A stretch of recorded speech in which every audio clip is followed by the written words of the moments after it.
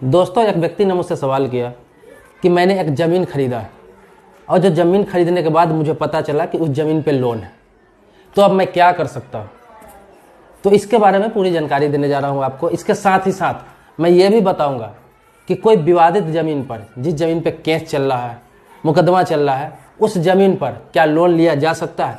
अगर दो पार्टी के बीच मुकदमा चल रहा है किसी ज़मीन पर और एक पार्टी फर्जीवाड़ा करके लोन उठा लेता है जिसके पास कागजात होता है, चाहे किसी भी तरीके से हो, फर्जी कागजात के आधार पर या फिर जो भी उसके पास कागजात होता है उसी के आधार पर अगर लोन उठा लेता है, तो उसमें क्या कार्रवाई किया जा सकता है, किसको इन्फॉर्मेशन करके रद्द कराया जा सकता है, या फिर जिसने विवादित ज़मीन पर लोन उठाया है, मुकदमा चलते हुए ज़मीन पर लोन उठाया है, तो उस पर क्या कार्रवाई की जा सकती है। तो इस सारी जानकारी मैं आपको दूंगा। इसके लिए पूरा वीडियो आप जरूर देखिए और इस वीडियो को आप लाइक जरूर करिए। आपको ये वीडियो पसंद आए तो इसको लाइक करिएगा और आपके मन में कोई सवाल, प्रश्न, विचार होगा तो मेरे कमेंट बॉक्स में जरूर आप लिखें।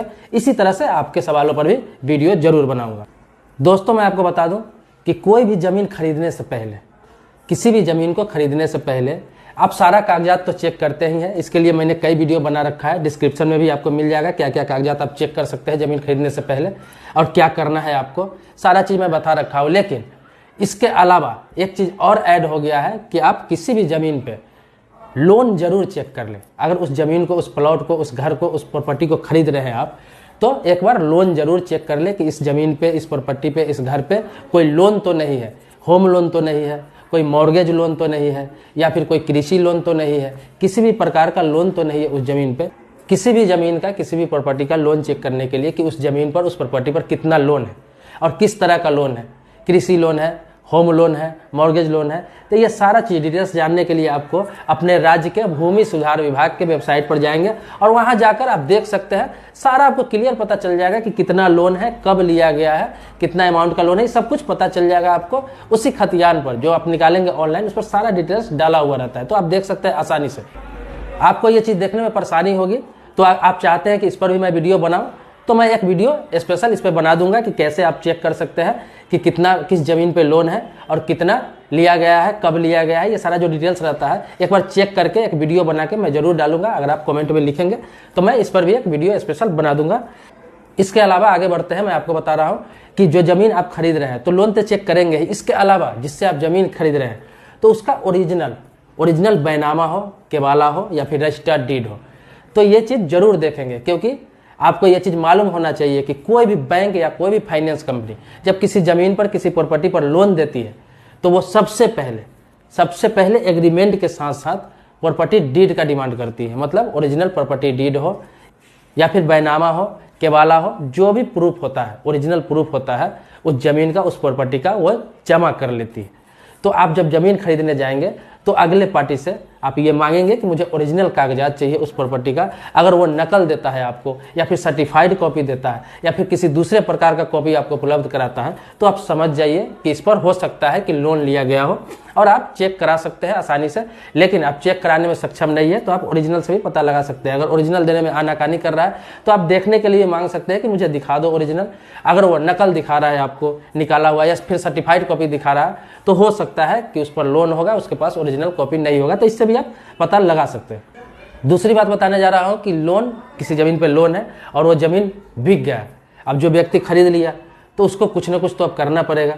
तो उसके लिए मैं बता रहा हूं कि आपने खरीद लिया और उस ज़मीन पे लोन है, तो वो ज़मीन की दाखिल खारिज भी अगर आप करा लेते हैं, मतलब वोटेशन भी करा लेते हैं, रसीद भी कटा लेते हैं, फिर भी वो ज़मीन पे ही लोन माना जाएगा। मतलब कि अगर किसी अवस्था में बेचने वाला व्यक्ति लोन नहीं चुका पाया और आपके नाम से मोटेशन भी हो गया हुआ है, रसीद भी कट गया हुआ है, तो इससे कोई फर्क नहीं पड़ता। क्योंकि एग्रीमेंट बना रहता है फाइनेंस कंपनी के पास, बैंक के पास, वो उसको नीलाम कर सकती है। आपका रजिस्ट्री वैलिड नहीं होगा क्योंकि लोन लेते समय वो रजिस्टर्ड एग्रीमेंट करा चुके होते हैं। और आपने अनजाने में लिया हो या जानबूझ के लिया हो, अगर ज़मीन आपने खरीद लिया और आप सब चीज़ करा भी चुके हैं, इससे कोई फर्क नहीं पड़ता हो। तब तक आपकी ज़मीन नहीं है जब तक कि वो लोन क्लियर नहीं हो जाए, क्योंकि वह ज़मीन बैंक के पास गिरवी होता है। उस प्रॉपर्टी का, उस ज़मीन का मालिक बैंक ही होता है। जब तक कि लोन वो नहीं चुकता होता है तब तक प्रॉपर्टी आप कब्जा करके रख सकते हैं, घर भी बना सकते हैं, उस प्रॉपर्टी का कोई भी यूज कर सकते हैं। लेकिन अगर लोन चुकता नहीं किया गया तो बैंक के पास पूरा अधिकार है कि उस प्रॉपर्टी को, उस ज़मीन को नीलाम कर सकता है। और अब मैं आपको बता दूं कि जिस ज़मीन पर विवाद है, मतलब कि जिस ज़मीन पर मुकदमा चल रहा है, केस चल रहा है, और उस जमीन पर किसी एक पार्टी ने लोन ले लिया, किसी भी प्रकार का लोन ले लिया, कृषि लोन ले लिया, होम लोन ले लिया, या फिर मॉर्गेज लोन ले लिया, या फिर किसी तरह का उस जमीन को फाइनेंस करा लिया, तो आपको बता दो कि इसकी शिकायत कहाँ करें, क्या करेंगे। मतलब कि दो पार्टी का केस चल रहा है, किसी एक पार्टी के पास तो कुछ कागजात होते ही हैं, दूसरे पार्टी के भी पास होते हैं, तभी तो वो मुकदमा चलता रहता है। मतलब कुछ ना कुछ कागजात दोनों के पास होते हैं। तो एक पार्टी फर्जीवाड़ा करके हो या फिर गलत कागजात पेश करके हो, किसी भी प्रकार से अगर उस जमीन पे लोन उठा लेता है, जबकि उस जमीन पे स्टे लगा हुआ है और लोन उठा लेता है, तो इसके लिए दूसरा पार्टी अगर कार्रवाई करवाना चाहता है तो उसके लिए करना क्या है कि आप उस लोन का पूरा ब्यौरा निकाल लें। मतलब कि उस लोन का नंबर निकाल लें, किस बैंक से लोन लिया गया है, किस फाइनेंस कंपनी से लोन लिया गया है, ये सारा डिटेल्स आप निकाल लें। उसके साथ एक एप्लीकेशन लिख के और सारा चीज़ अटैच करके, अगर मुकदमा चलते हुए अवस्था में लोन लिया है तो आप उस संबंधित बैंक को शिकायत करें।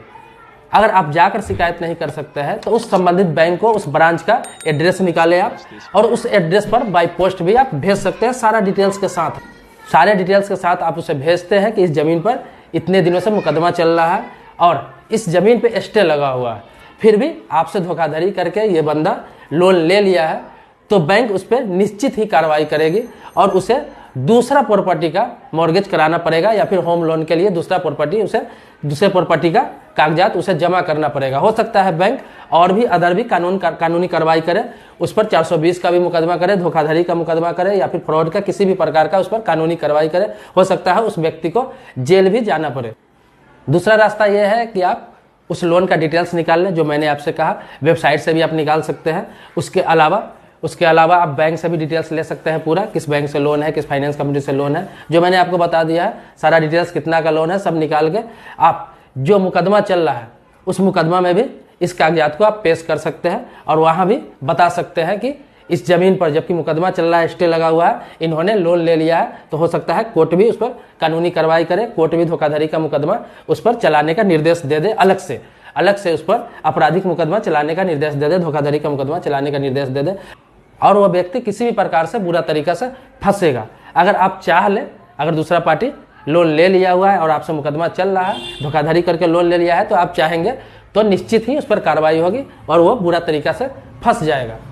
क्योंकि किसी भी विवादित जमीन पर जिस पर मुकदमा चल रहा है वो किसी भी पक्ष का नहीं है, कोर्ट ने स्टे लगा रखा है, उस पर कोई भी व्यक्ति लोन नहीं ले सकता है। किसी भी हालात में लोन नहीं लिया जा सकता। जब तक कि किसी के पक्ष में ये फैसला नहीं आ जाए, जजमेंट नहीं आ जाए, तब तक उस पर लोन नहीं लिया जा सकता है। हाँ, अगर पहले से लोन लिया गया हो, किसी जमीन पर पहले से लोन लिया गया हो और उस पर बाद में मुकदमा होता है, तो वो फिर धोखाधड़ी के श्रेणी में नहीं आएगा, फ्रॉड के श्रेणी में नहीं आएगा, तब कोई कार्रवाई नहीं करवाया जा सकता है। इस मामले में सबसे मुख्य बात यह है कि आपको ये पता करना है कि उस जमीन पे सही में लोन लिया गया है या नहीं लिया गया है।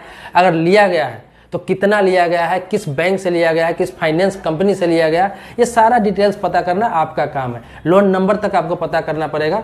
सारा चीज़ पता करके तब जाकर आप प्रूफ के साथ, उस सबूत के साथ में आप कोर्ट में शिकायत कर सकते हैं, या फिर आप जिस बैंक से, जिस फाइनेंस कंपनी से लिया गया है वहाँ शिकायत कर सकते हैं। ये दोनों तरफ से ही उस पर जरूर कार्रवाई होगी और उसे जुर्माना भी भुगतना पड़ेगा। हो सकता है लोन का रकम भी चुकाना पड़े और हो सकता है कि उसे जेल भी जाना पड़े, क्योंकि ये फ्रॉड के श्रेणी में आता है, धोखाधड़ी के श्रेणी में आता है।